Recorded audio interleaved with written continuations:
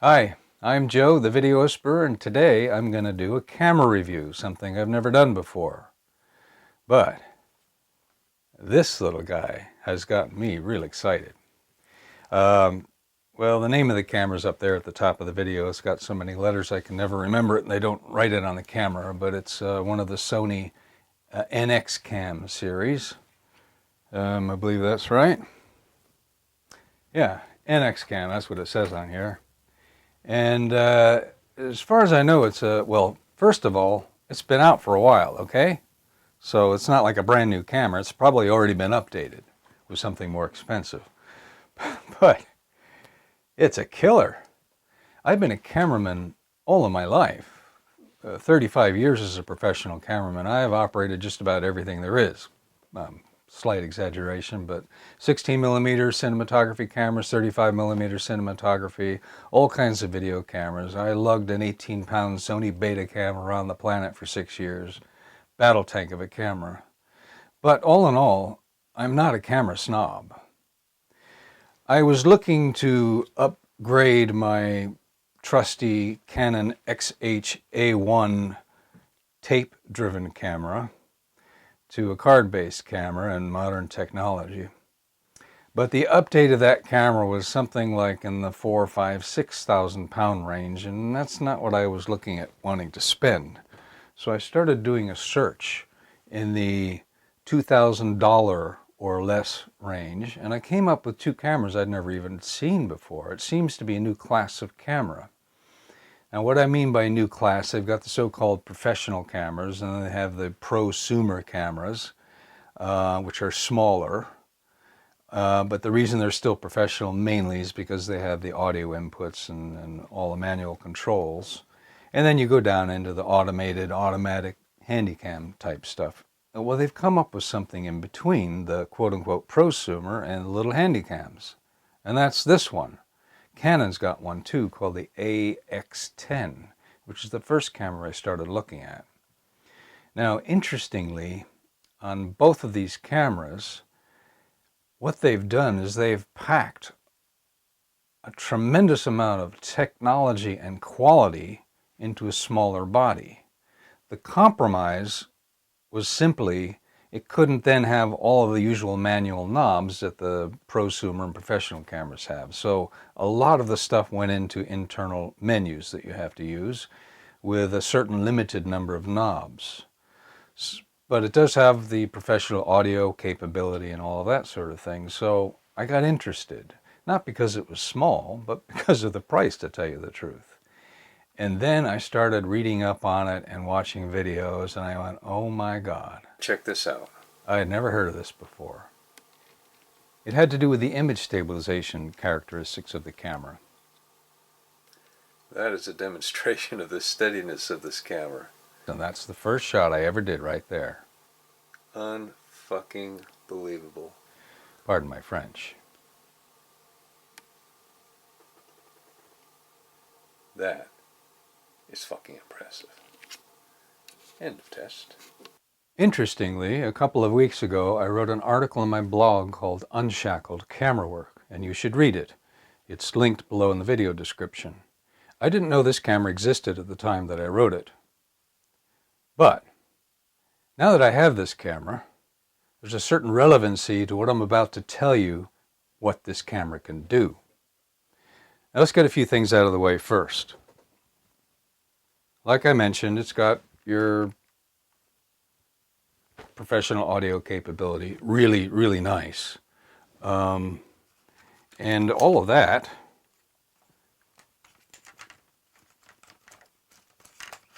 comes right off. So you can go around like this with this little guy. But anyway, it has fantastic image quality. It's got a Carl Zeiss lens on it. It's incredible in low light situations, which is one of the things I was looking for. And I've done some tests to show you that. And some of the capabilities of it, all right, it's got face recognition. You go, yeah, right, face recognition. But look,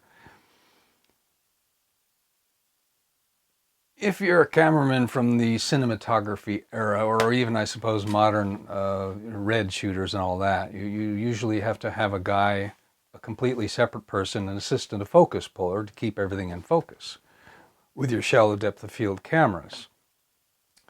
And when you're a lone shooter, running around with your, professional cameras, you probably very often have to manually do it yourself, and it's a hit or miss situation. And most autofocuses on these prosumer and professional video cameras don't work that well, so most people don't use them. Well, I tested this thing today, and I could see there in the viewfinder the little box as it found the face. And if you walk toward that face or walk away from it, it knows that's what you want in focus. And its autofocus tracking capability is fantastic. It's unbelievable. Now, let's say you don't want a face. Let's say it's a dog or something else. You tap on the screen, it recognizes that shape, and same thing. As it comes towards you or goes away from you, it keeps it in focus. Well, okay, that's pretty cool. It really is pretty cool. But the main thing that I'm going to tell you about in the video and show you demonstrations of is its image stabilization capabilities. Now, the Canon version of this, I guess it's a version of this, or this is a version of it,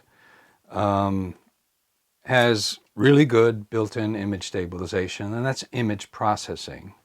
The Sony goes one step further. It's got built-in image stabilization, and it also has, if you'll notice, oh, wait a minute, I got to open this up. All right. I don't know if you can see it, but that lens is wobbling around. The lens and the receptor element, whatever you call that, are floating in there. Don't really know how it works particularly. I guess it must be some sort of gyro stabilized, electro gyro. I don't know. But let me tell you, when you lock that mode in called active mode, it's almost like having a Steadicam. Ironically, in my enthusiasm to test it in town, I didn't even have it in active mode and didn't realize it. So what you're looking at here are some shots that are just showing off the camera's built-in image stabilization, which is pretty good. And then right after that, add to that the Final Cut Pro 10 image stabilization on that shot, there's the end result. So I thought if it's that good just with standard stabilization turned on, what's the active mode like? So now we're going to look at a few shots in the active mode. All right, well, as you can see, I'm walking backwards, and you know that's not too easy to do and hold the camera steady. Now what we're going to do is we're going to now take it into the editing program and further stabilize it. This is Final Cut Pro 10. And as you can see, we have something damn near good as a Steadicam shot. All right, now let's try flat out running. You know how that comes out when you try to shoot it. A little rough. And now we'll put it into the editing program, and as you can see, not too bad. Not perfect, but not bad. All right, here's a brisk walk down the hallway into the kitchen. This is just the camera stabilization. And now we'll stabilize it further with the editing program.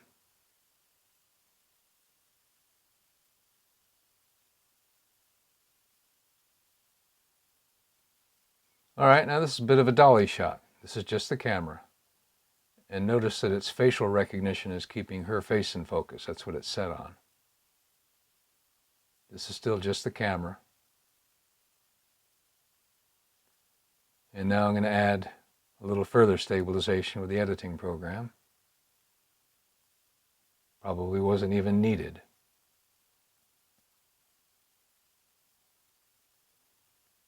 All right, coming up is a shot outside again. It's the first part is a pan, and then I move into a run. Notice the pan looks like it could be on a tripod.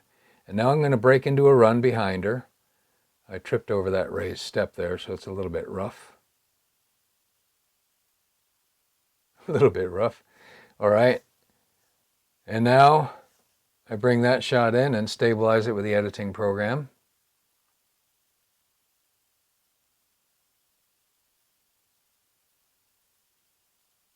Not too bad. Not too bad at all. And this next shot is going to be an editing program stabilized shot after the camera. So anyway, this would be the end result of all the tools you've got. And as you can see, that's damn near as good as any Steadicam shot. And here's one at a brisk walk. These next few shots are showing something you wouldn't normally do, but this is extreme telephoto handheld pans.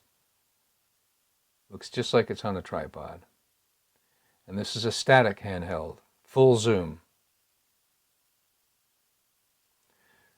And the next one coming up, you wouldn't necessarily do that, but it's handheld wide angle. No reason why you wouldn't. All right, this one here is a panning shot, and it's showing how it's tracking the face and keeping it in focus. Same thing here. And now slow motion, pretty clean slow motion, sharp focus all the way through. Here's a handheld boom up shot.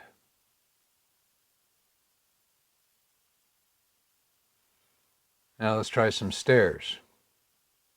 This is just the camera. This is not further stabilized with the editing program. Walking downstairs.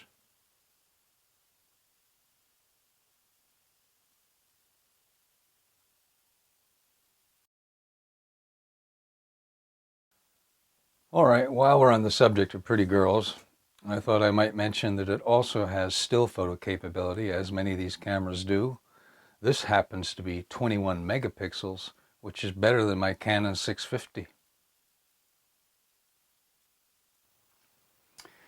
All right, well, I want you to know that the thrust of the testing I've done so far was on the camera's steady capabilities and not on its other features so much. For the most part, I think the camera's on automatic for everything that I did, and I made no attempt to do any color correction or anything like that in post. That's just the way it was. I'm going to get into the other stuff later, but that stuff is like any other camera. The thing that I showed you on this camera isn't, which is why I wanted to make a special video on it. So, but it does have a couple other things I should mention, which are a bit surprising. Let's see. Oh yeah.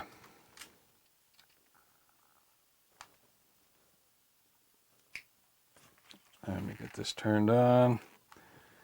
It's got a built-in camera light, a pretty bright LED, which should come in handy in a night interview shoot or even daytime fill. Now this little viewfinder, it's gone green. By the way, it has, I must have pushed the night, it also has, what do they call that? Night vision. Let me turn that off. But the other cool thing that it's got is, you see that light? That's not the camera light. The camera light's here. That light is coming out of the back of the screen, and what it does is enables you to project the viewfinder onto a wall. Can you believe that? Anyway, the main thing I wanted to get across, and as I mentioned in my write-up in my article, Untitled Camera Work, don't be fooled into the idea that you need to have a big honking camera or fancy equipment like glide cams, stabilizers, cranes, dollies, steadicams to be professional or to impart a cinematic look to what you're doing. This little camera packs a lot of punch, and the main thing is it unencumbrances you from, is that a word? From all that technical stuff, all that other equipment. I'll tell you, that stuff is fiddly. Setting up a dolly shot, setting up a Steadicam, all this kind of stuff. If you're on a film shoot or you're on a video shoot with a crew and a director who goes lights, camera, action, cut, set up the next shot, you have half an hour to set it up, fine. But if you're a run and gun shooter, if you're doing a wedding or a live event, you don't have time to set up all this fancy stuff. Or if you think you do, there's all kinds of stuff you're missing while you're setting it up. So it's better to have your attention outward onto what you're shooting, into what you're doing, not into your camera or into your equipment. And all I'm saying is that little camera really lets you do that. All right, that's it. See you later.